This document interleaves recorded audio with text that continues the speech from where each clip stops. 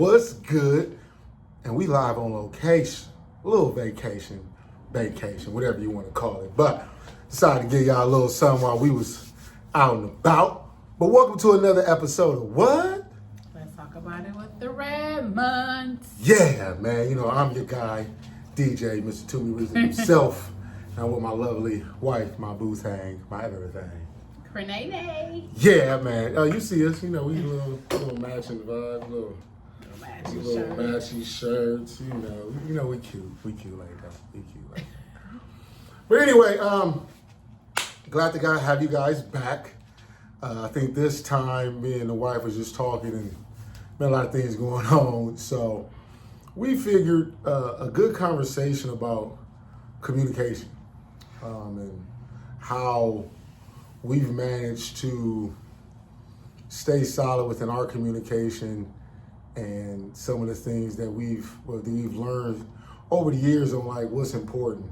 And certain conversations require you to have certain things to solve these things. So we just wanted to tap in and give y'all about 5 things that we think are very important, have an understanding of when it comes to your relationship and your marriage and how you communicate to make sure problems don't become challenges. That's the thing. Making sure problems don't become challenges. So, babe, what's our number 5 thing that we're going to start off with?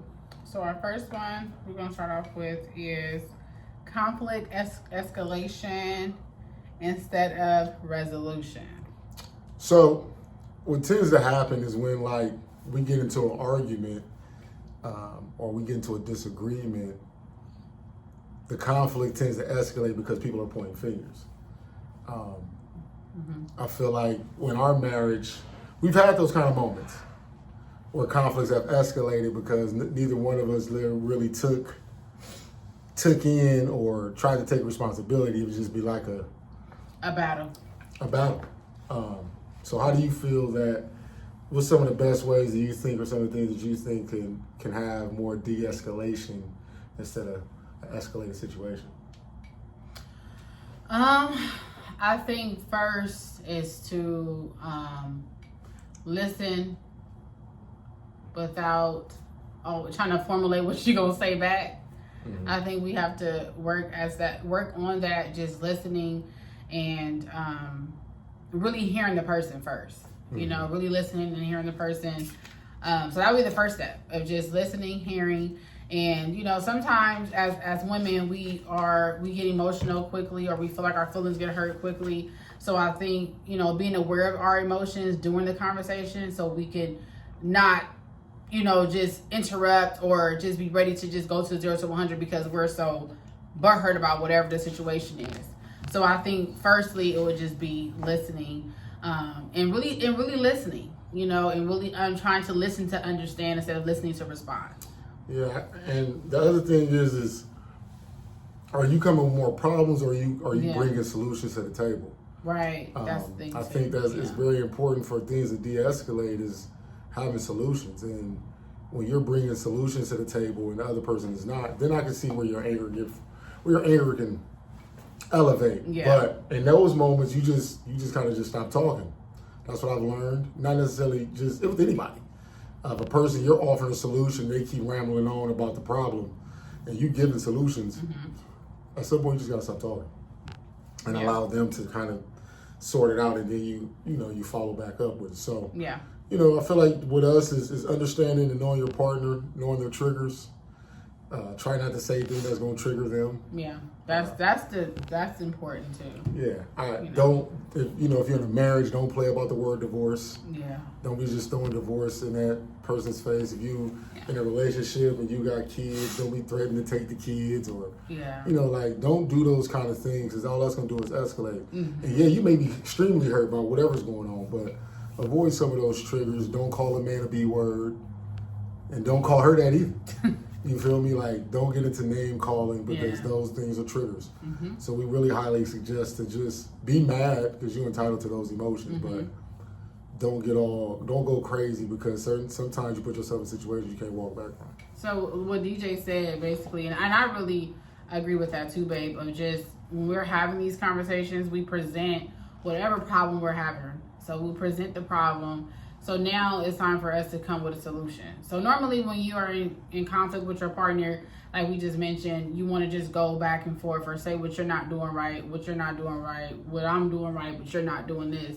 But ultimately, the end goal should be able to, you guys should be able to come together and talk about a solution, you know, as to what will work and what we can try to do this better. And I think that comes with a lot of growth, to acknowledge that maybe you did something wrong, or maybe, you know what, next time I'm going to do better. Next time I'm going to try a little bit, I'm going to try a little harder. And I think the person, whoever you're having a conversation with, that person hopefully should receive it and say like, okay, well, at least you acknowledge that, you know, you want to do better, and that, well, at least I have that, we came with a solution that you're going to work towards that. Because everything is not done overnight. Everything is a work in progress. But I think just acknowledging, say, you know what, I could have done that better, you know, or you know what, I'm gonna work on that. And I think that should be given. That should be like, okay, you know, at least you acknowledge that, and even vice versa, vice versa, like, you know what, I got to do better. But I think that whenever you guys are having conversations, or even when we're having conversations, we want to have some type of solution. Gotta have solutions. We want to have, and you know, and we may not always see eye to eye with it, but we have to meet, because it's important for us to have that same, we have to be on the same page, regardless, you know, I mean, we should not be on opposite pages, you know. So, I hope that makes sense. Yeah, so, you know. Yeah. So what's number 4? Number 4 thing that we kind of talked about. Number 4 is, I mean, I kind of talked about that already. What is it? Poor listening skills. Yeah, see, the thing is okay, yeah.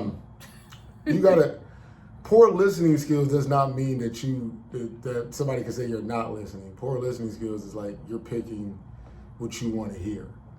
And we tend to do that because we be looking for just cut them off real quick. Like, no, that's not what I said. That's not what I said. Like, well, damn, can I finish? No, because you just said I did this and I didn't do that.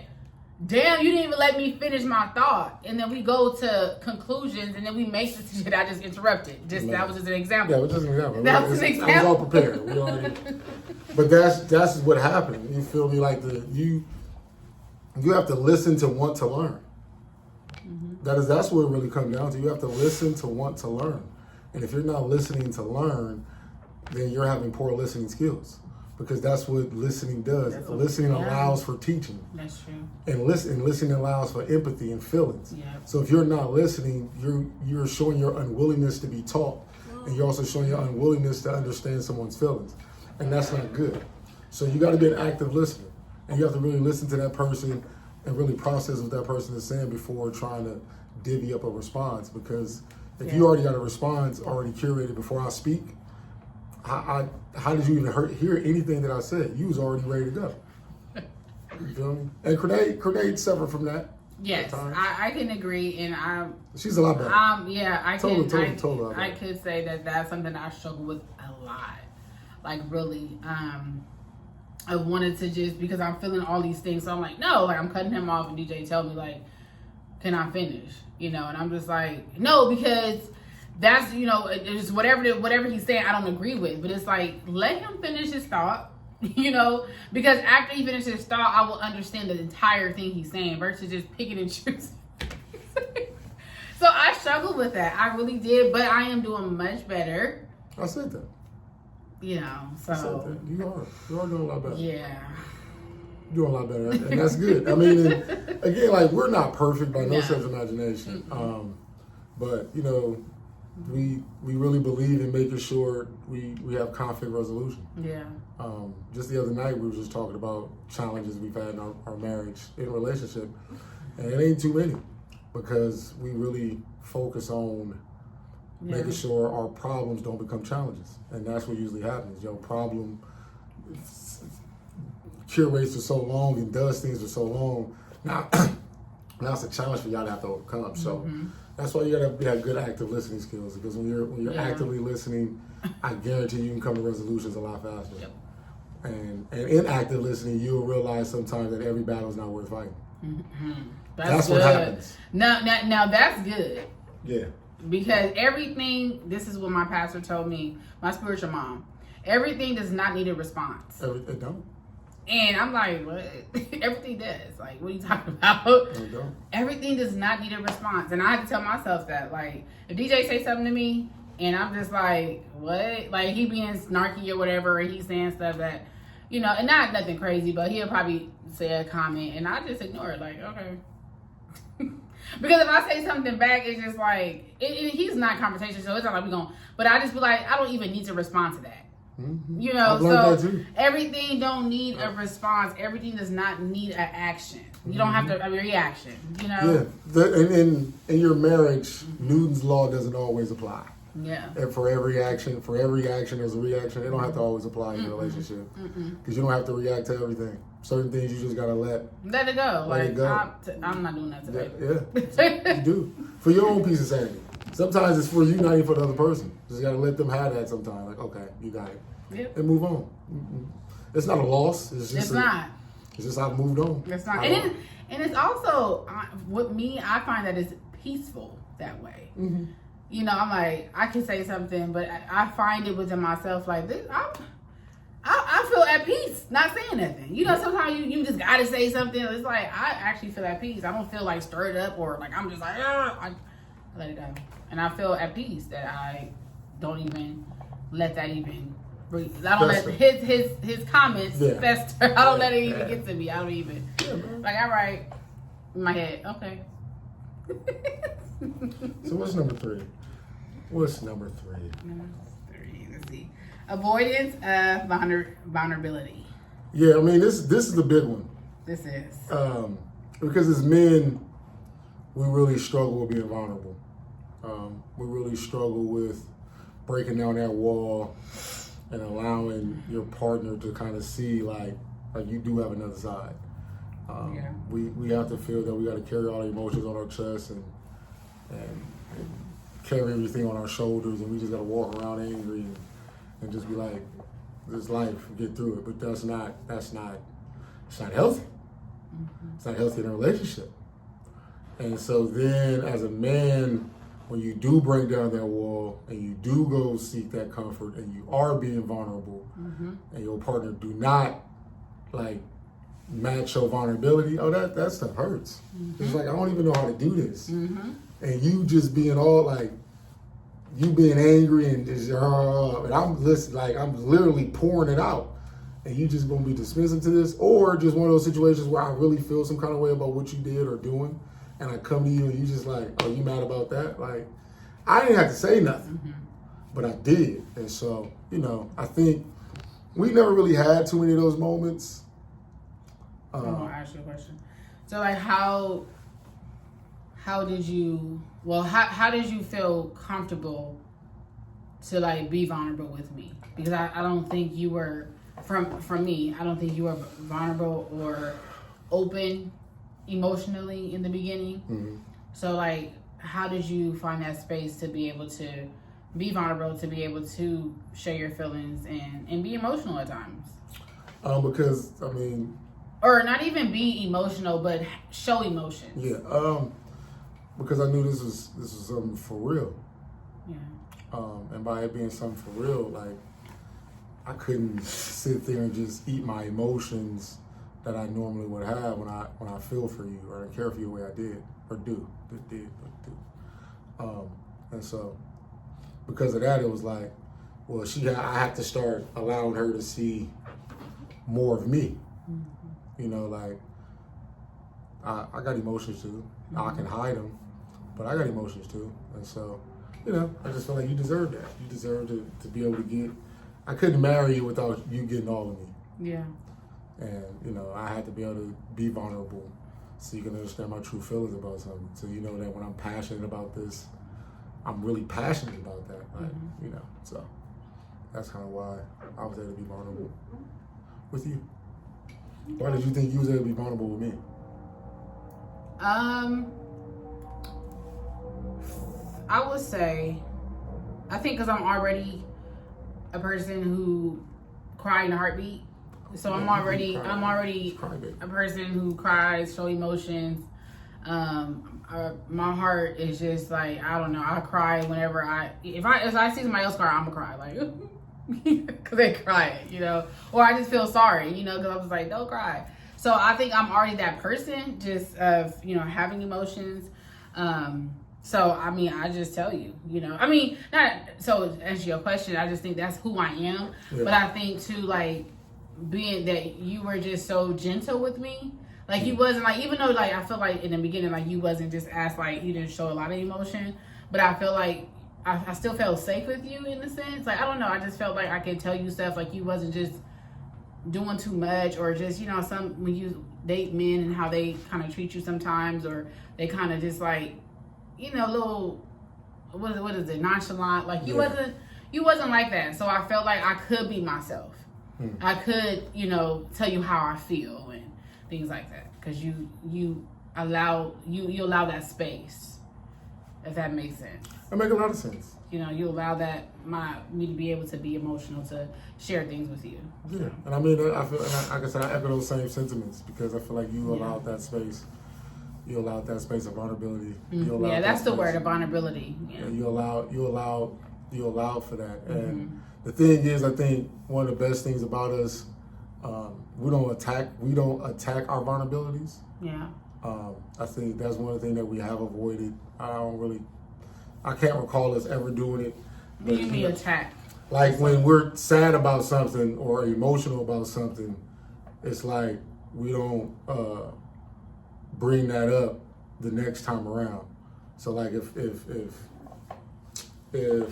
I did something to you, or you came and told me something, right? Like, I really don't like it when you come home late, or whatever the case is. And so I keep coming home, not late, but like I'm teetering that line. I'm playing to the line. Like if 2 o'clock is like the time you want me in, I'm showing up at 2:30. Yeah. Because I'm attacking that vulnerability. Like I'm not late, but you like when it's past 2 o'clock. But in theory, I'm not. I'm really like, what's 30 minutes? You feel me? But to you, like, why are you playing with this? You know how this makes me feel, but yet that's good. You keep playing with that. That's so good. Like when problems are presented, or you have that moment of like expressing that. Yeah. You can't be attacking that vulnerability, and that's not cool. So yeah. So what's our number 2? Oh, our number 2. Oh wait, because I think I wanted to say something else about that topic. Okay. Because I think that was really big. Like when, let me read it again. So it was avoidance of vulnerability, and how we are hesitant to express our true feelings in situations because we don't want to seem like we're nagging. It's crazy because it's like, because I had, in my past relationships or whatever, I remember feeling like I couldn't really express myself or my needs because I was told that I was nagging. And I think that that's a poor excuse for any man to tell a woman or tell your woman, because instead of you listening to understand her feelings as to what she needs from you, in this, you're nagging, you're just doing this. It's like, I'm telling you how I feel. Yeah. First of all, I think that's emotional, or what is it? The lack of emotional intelligence. A lack of emotion. Thank you. So it's not on her part; it's on the guy part, because you can't really, decipher like what's really going on, because you're so thinking that she's complaining, and we're really not. So that what I'm trying to say is that women, we have a hard time of expressing ourselves or really telling you what we need, because we are afraid that we're going to be labeled as nagging, labeled as difficult. You know what I mean? Which is not true. Because if she's not nagging, but if she is sharing things with you, then that means she cares. Yeah, I can't profess nagging from a woman as she's, telling me how she feels. To me, nagging is just about getting stuff done or doing stuff. Yeah. Right? Like you just like. Yeah. Babe, thank you for breaking that down. Yeah, babe. Are you gonna clean the kitchen? Yeah, I got you. Hour later, babe. Yeah. You gonna clean the kitchen? God, didn't I say I got it? But that to me, that is nagging, because it's like, why are you trying to rush me Why to get are this. you? And And like, then you're reminding me like I'm your child. yeah, It's like to me that's nagging. When you come to me with your feelings about something, only reason why you come to me about your feelings about something is because I've done something. Otherwise, you probably wouldn't need to come to my your feelings about it. So I can't necessarily consider it nagging. Do I want to hear the shit? Probably not. If it's like, you know, something like, really? Okay. All right, like I do better at leaving the toilet seat down. You feel me? Like I do better at that. And so that just becomes those things where it's just like, all right, I'll be better.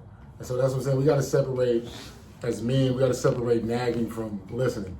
Especially if this person you want to be with. Like, if this is who you want to be with, bro, we got to, like, stop. We got to stop acting like we don't have feelings and emotions. And that we we not. So stop it, bro. Like, just stop it. Don't make no sense to be treating the person you want to be with. Now, if this is just some chick, that's some chick. But when you're with someone, like, you got to do that. The thing I created today is you can't ask for peace but be the disturbance. My guys, my brothers out there, you can't ask for peace and be the disturbance. Say that again. You can't ask for peace and be the disturbance. Like, you gotta pick one. You gotta pick one, because if you know that certain things is gonna bring peace, just gonna do those certain things. You say be my peace, but you being her disturbance. That come on, because how you asking you want peace, but if she asking, hey babe, can we go on like a date? You make time to go on that date. Why? Because that's gonna give you peace. Yep. Even you don't want to go on that goddamn date. Just do it. Just do it. It don't make you less of a man. It don't make you less of nothing. It make you smart and want to make sure that the house is moving at a functional rate. I'm trying to tell you. Just do it. Just do it. Go along with it. Because you built the brownie points to be left alone. Life would be so much easier. Yeah. and honestly, it works the other way too. Yeah. And that's the only way you get it in return. Because if she was to ask me to do something that I really don't want to do, I'm gonna go do it. And so when I ask her to go do something that she probably particularly don't want to do it, she gonna have to come do it. Otherwise, it's like, don't come asking, because you feel me. So now, then it's like, whatever y'all get to that, then I guess it's not healthy, but it's better. But just do it, man. It goes a long way for the both of you guys, and it's just a healthy thing. So that's how you avoid that vulnerability stuff. Yeah. I mean, that's how you avoid making sure you're not taking advantage of vulnerabilities. There we go. Oh, so the next one is really fully understanding the difference between women being emotional thinkers and men being logical thinkers. Men were very direct. We're going to say that for last. Men were very direct. We like boom, boom, boom, boom, boom. Women don't process that direction like that. They don't. It's not how they're wired. So give an example. Let me see. What's a good example of emotional or logic? I think we had talked about one, I think, on our way from the gym. And we were basically saying that, dang it, what was that example that we used? Like, if we call each other, right, and you skip over, so if I say, babe, you know, I'm just gonna use it simple. Like, babe, you forgot to take out the chicken, you know, before you left for work. Man, I had to do this, I had to do that. Like, man, you could have just took out the chicken. Like, I would think that's an example, because it's like you going over the fact that, you know what I'm saying, you supposed to get out, but saying, babe, you know what, my bad. I know you asked me to take out the chicken, I was moving fast, you know, like acknowledging what she is saying, because I think normally you guys trying to just get to the point. Does that make sense? Is that a good example? I think that's a good example. I forgot exactly what we were saying, but I'm trying to, I don't know. Because I feel like it's one of those situations where, like planning, right? Yeah. I think you would get overwhelmed with planning because, like, you trying to do too much. because you want to make sure everything right. So you moving, and it's like, why would you go here? Why would you do like, we could just take this route. We can get there. You trying to get moving groove. So I'm thinking more like, wait, hold up, no, let's do this. Let's slow this down. So it's really just understanding like, gotcha, that men are more direct in how we want to approach things and how we see things. But also in being direct is letting your wife, your girlfriend know that you still understand and that they're not doing too much. They're not doing too much when they're coming to you about stuff. And that's what you don't want to make them feel like they can't come to you about stuff. Yeah. And so even with their emotional thing, as they're being emotional, you find the pieces of logic. You find the pieces that you can talk to her about it, and hopefully you have some solid emotional intelligence to be able to break down what she's yelling at you about. Because she's yelling, rah, rah, rah, rah, rah. So you got to sit there and, okay, all right. Because if you get emotional back, that's what's going to cause the problem. Two logical people really work because you get the solution finding. Two emotional people? No. Nah. Those two don't go together. So we really work on that. I can really say that Krenay is emotional, but she's starting to really process logically even more now. Not saying she didn't do it before, but I think now she has a better grasp of regulating her emotions to be able to just have the conversation that she wants to have. She doesn't need to be jumping down at me or yelling at me now. So I'm getting abused. You don't say that. Nah, she was abused. And the final thing, our number one thing is what I always deem as uncommunicated expectations. Like, you can't just be out here thinking y'all on the same wavelength mentally every single time. That's not how that works. Okay? Because we don't be thinking the same thing all the time. So you can't just assume that they are in your brain and they know exactly what you want. You gotta tell them. I'm gonna say it. You gotta tell them. I need more time. More quality time. You just be like, well, it's been 2 weeks and we ain't hung out. So you ain't saying that, I ain't saying that. Yep. You gotta ask for more time. Yeah, and communication is important. Like, I mean, that's how we function, right? Talking. Like, we have to talk. Like DJ said, we have to be able to, show those, not show, what the heck I'm talking about. We have to be able to say how we feel. We have to say, I'm a little sleepy, y'all. So we have to say how we feel. We can't just be in our own minds about things. We have to talk about it, So I just encourage, whoever our viewers are and whoever is tuning in to just challenge yourself. Challenge yourself to always to be uncomfortable, to have those hard conversations. Like, it's needed. It is uncomfortable. It is like, dang, I don't even know why I'm saying this, but you feel so much better when you do say it.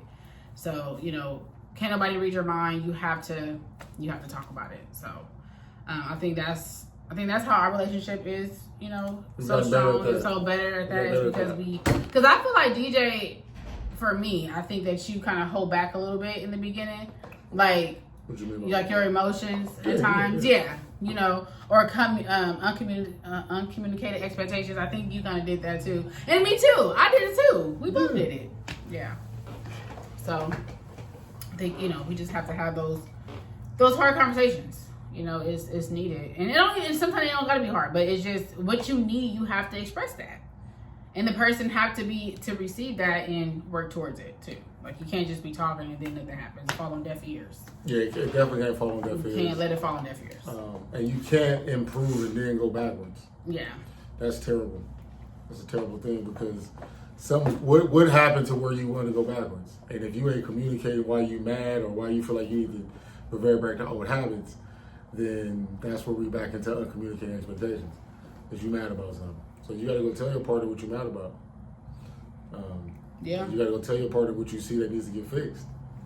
And if you are willing to do that, sometimes it just be like, they be like, okay. And sometimes they got to sit in and really figure that out. But it's the fact that you said it So now if it's not happening again, now you can point it out. Like, I told you how this bothered me, and yet you gonna do it again? Now we gotta start saying bound. Like, it becomes a thing. But you can't be mad at something you've never said. You can't be like, well, they're supposed to know. No, they're not. If that's because that's the easy thing to say. That's the easiest thing to say. That's the easy thing to say. Even no matter how many years you get into this. Yep. You feel me? We close to 9 years in, and it's still moments I'll be like, she should know that. But if she did, she probably wouldn't have did that, or she probably would have did that. So let me not be mad at first. Let me at least ask to see what her head is. Right. Now she give me an answer like, oh, you really didn't think that through at all? Then it's like, all right, now I can be mad. But it was like, you really are clueless about this. Oh, okay, let me move on. So that's how we feel, man. Don't have too many uncommunicated expectations. So yeah, man, we're going to wrap it up for y'all. I think, like I said to the men out there, you got to pay for peace. And it's not really a price when I say that. It's just making sure that if you want peace, create that, bro. Fellas, just go create that peace. I'm trying to tell you to go a long way. You guys can't sit there and claim that you know your women, but yet be mad when your women get to being on you. And if you got a woman that even when you're doing all that and she's ignoring that, then I don't know. Ladies, you got to be better. Yeah, and ladies, be better. Speak up for yourselves. Don't just let the person that you're dating or with or even married to run over you. You have to stand your ground. You have to put your foot down in certain situations. Like, I'm not going to tolerate this or whatever the situation is. And also too, not always looking at the person. Look at yourself. Self. What could I do differently? How could I, maybe work on this? Because we're not perfect neither. There's areas that we can improve on too. So, it's okay. What can I do differently? But I also think that once you have done those things, and that person, it is no type of like, what is it? Evolution. Sometimes, you have to kind of figure that out. I'm not the one to say. But it's like I just feel like we are in a healthy relationship, and we're not perfect, but we work hard we worked hard to be here. We're continuing to work, continue to learn each other, continue to love each other and grow with each other. So it's like this is a relationship. You should want to be in a relationship like that. Not saying y'all should want to be in a relationship like ours, no, because every relationship is different. But I think the goal is to be in a healthy one. A goal should be in a one that that, okay, damn, today wasn't our day, but I know tomorrow we're going to try it. We're going to work. Like, your person's going to work with you together. It's not just you. And I think that's what creates a healthy foundation, a healthy friendship in the relationship. And also our little ones, if you have kids, look at you guys and say, dang, like daddy and mom, they really know how to communicate. They showed us how to forgive each other, how to talk to each other, how to love each other. So it goes a long way. It's not just us, it's our children too. And our, once they get older in their relationships, not even marriage or whatever, it could be just a friendship. Just relationships in general. Like all these principles apply to everything. Yeah. Regular relationships, intimate relationships, that's the biggest thing. So, like I said, we just encourage everybody to continue to work on your communication skills in your relationship. Yeah. It's the most important thing. Don't let your relationship fail because you didn't know how to communicate effectively. Remember to not play on people's vulnerabilities. Yeah. Don't have uncommunicated expectations. Mm-hmm. Be an active listener. Go ahead, babe. Dang. What was the because I didn't forgot. Understand the difference between being a logical and emotional thinker. Yep, and then conflict escalation instead of resolution. Make sure you don't escalate the conflict. You find more resolution. So those are our 5 things, our 5 top ways to communicate. Hey, man, we love y'all. We thank you for tuning in to another edition of What? Let's talk about it with the Redmonds. And we out.